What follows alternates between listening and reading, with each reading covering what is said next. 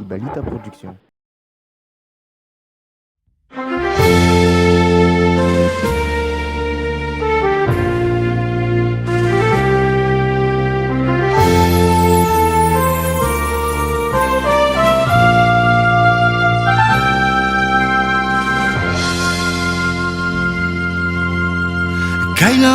Kaina nakaizara lahino nakaizara lainao kaina hui Andriamanitra novononika nyabela io atonga tany ty tsy mety milamina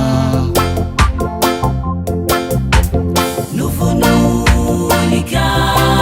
nyabela ralaini novononika iabela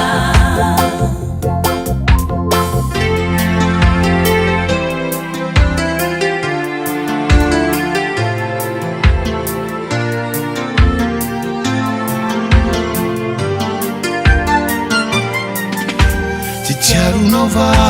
ilay fijaliana nahazo amin'ny zanaky n'Andriamanitra avy tany Golgota noho ny famontany Jodasy azy io mahatonga tany ty tsy mety milamina ry ambanilanitra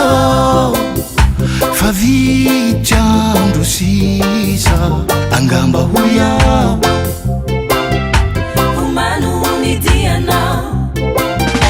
ry olombelo agnany hehe novononika nyabela io mahatonga tany ty tsy mety milamina novononika nyabela ralai novononika iabela novononika nyabela io mahatonga tany ty tsy mety milamina novononika nyabela ralaine novononika iabela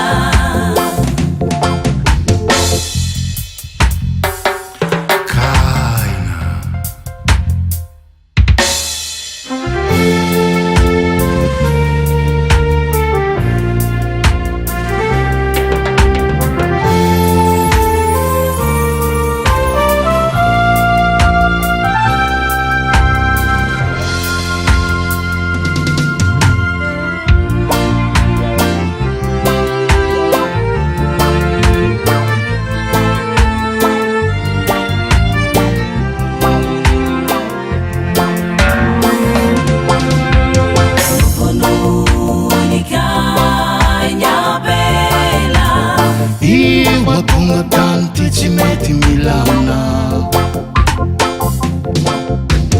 novononika nyabela ralaini novononika iabela novononika nyabela io mahatonga tany ty tsy mety milamina